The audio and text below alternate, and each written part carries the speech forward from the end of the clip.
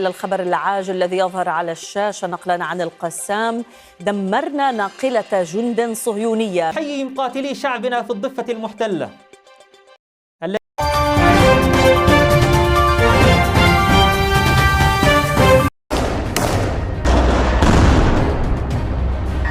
اسطول سيكويا وذلك في المحيط الهندي بعدد من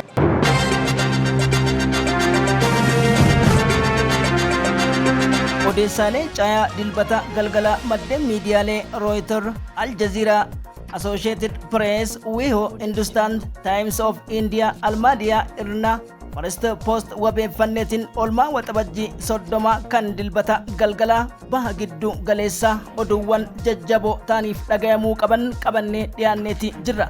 Maatii harawa yoo taatan subscribe nu taasisuun amaanaa isinitti haa ta'u, akkasumas laayikii nu taasisuudhaan sagalee mujaahidoota jajjabeessuu hin dagatina isiniin jechuudhaan maatiiwwan keenya maammiltoonni keenyas sheer walii gochuun nu cinaa dhaabbadhaa. Maddeen oduu caqafamuu qaban ragaa viidiyoo fi suursugaan qabanneet isin biraan geenna. Ijoowwan jalqabaatiin hangafna. Gaazaa kutaa giddu galeessaa fi kibba raafaatti lola goolabeen Israa'elii qaanqeen har'a itti roobe ji'oota 8 as takka hin taaneen kutaa Shajiyaatii fi Tal al-Halwa West Bank Kaanenuusitti lola akkamitti deeme kanas Wiyo Hindustan akkasumas Reuters fi Associated Press irraa gabaasa qabna.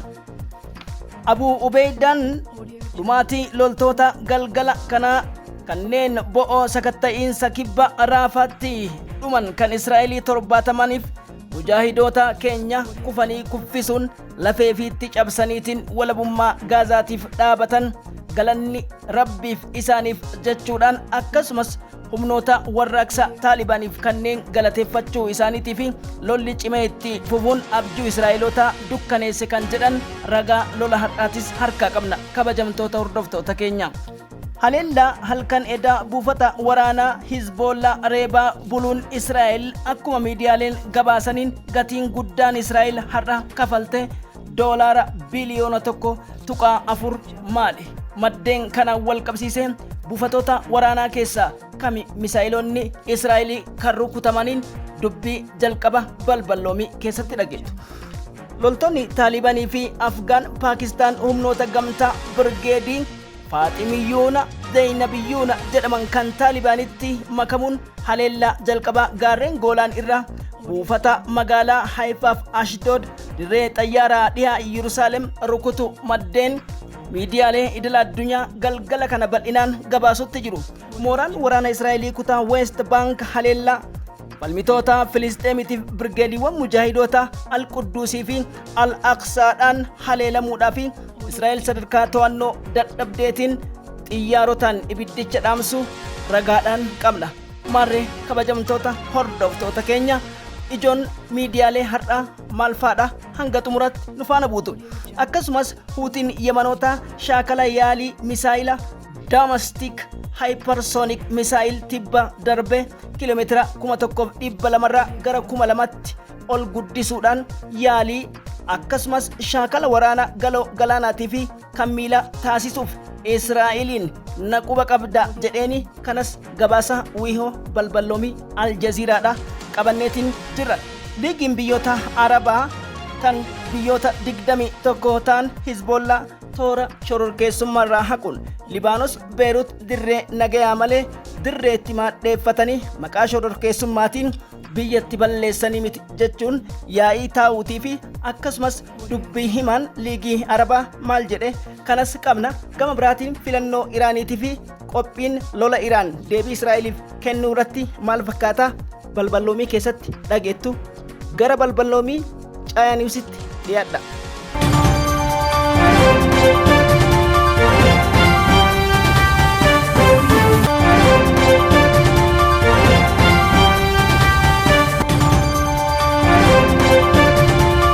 Baatiiwwan sagaliif furmaata tokko malee lubbuu qulqulloota harcaasuun injifannoo bololtoota tsiyoonota bishaan irra raruun humni falmitoota warraaqsa Filisxeemotaatii fi qindoominni humna haleellaa jabeessuun kufee kuffisuun daranuu cimee itti fufuu jiraachuun Hamaas tokko agabaafni miidiyaalee dhugaa dirree jirtu itti dhiheenyaan hordofan maxxansa gurguddoo guyyoota sadeen kana kisaaraa loltoota IDF kan Israa'elii kutaawwan Gaazaa gidduu galeessaa kibba qarqara qubattoota Raafaa West Banktti bal'inaan deemaa jiraachuu Hindustan Times, India First Post fi Associated Press har'a gabaasaniitiin turan. Birgeediin Al-Aqsaa TV chaanaalii Telegiraamii Al-Aqsaa wabeeffachuudhaan gurri addunyaa hedduu hordofuutti kan jiru Hindustan TV Indian Times lola har'aaf kaleessa gamtaa humnoota Al-Qassaaf Al-Quddus tooftaa lolaa qindaawaa kibba Gaazaa kutaa Shujeeyaatti loltoota IDF 22 dhidhimsuutii fi 49 madeessuu wal qabsiise. Akka wiihoon jedhutti ammoo loltoota humna eeggattoo ta'an Israa'el garasitti bobbaasuu wal qabsiise muuxannoo hin qabdu jedhanis Hamaas ammoo loltoonni kunniin kama duraan naannoo sana turan ta'uudha wabii First Post akka dubbii himan qondaala Birgeedii Al-Quddus Abu Hamzaan jedhanitti jedha.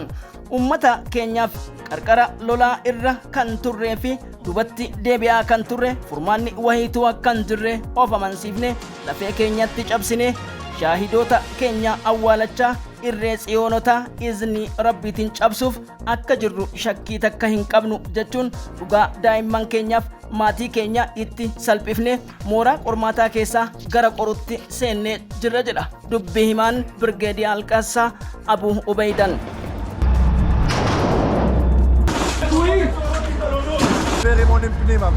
وجريح جنوب تل الهوى. هذا وكانت كتائب القسام قد أعلنت وكسروا قيود الجغرافيا ونصروا وينصرون غزة التي لم يتم التوغل فيها سابقا وهي تصطدم بمقاومة شديدة.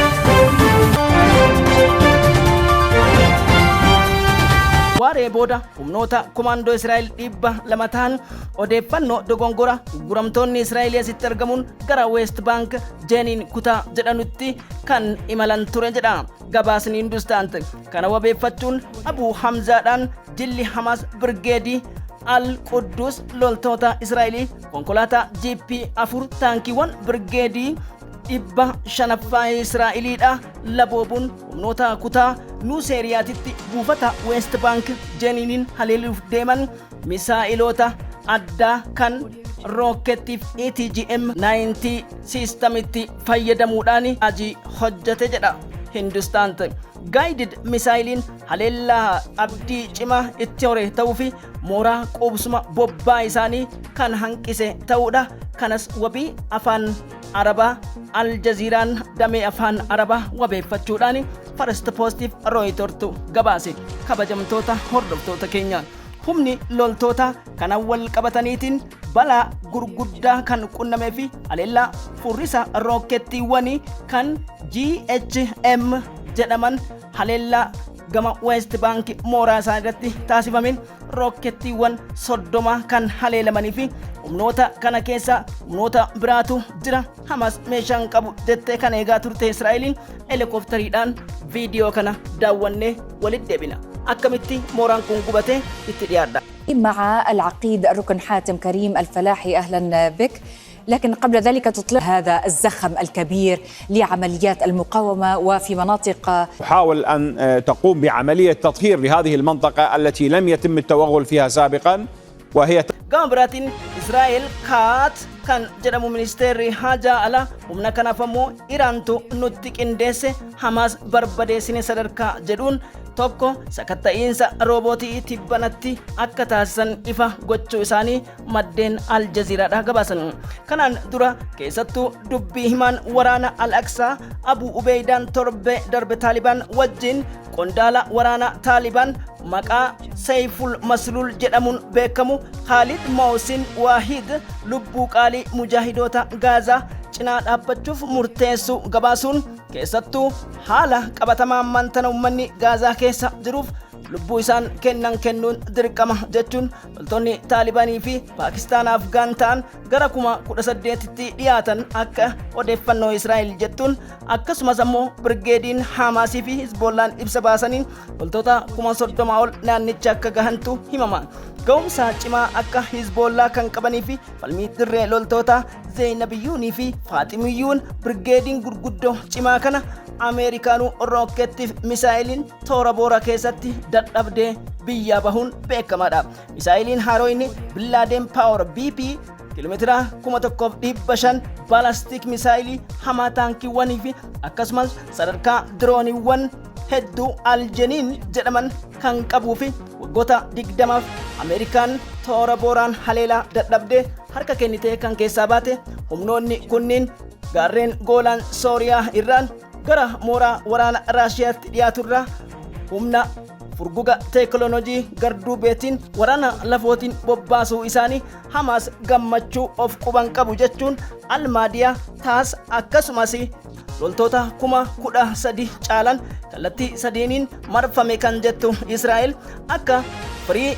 European News yookiin News of Struggle jedhamuu fi Vice News gabaasetti waraanni guddaan kun gara Libaanos seenuu fi daangaa West Bank cabsee seenaa jiraachuudha himame. Haleellaa Israa'el reebicha dirooniidhaan goote jedhaman ammoo daangaa Hizbollatti dirooniiwwan Israa'el galgala kana lama kufuus maddeen miidiyaalee gabaasanii jiran. Almaadiyaan wabeeffachuun akka Hindustaant gabaasutti lolli cimaan iddoo galeessaa fi qarqara kibba Libaanositti taasifamuu deemu salphaa kan taane jechuun gabaafamee jira.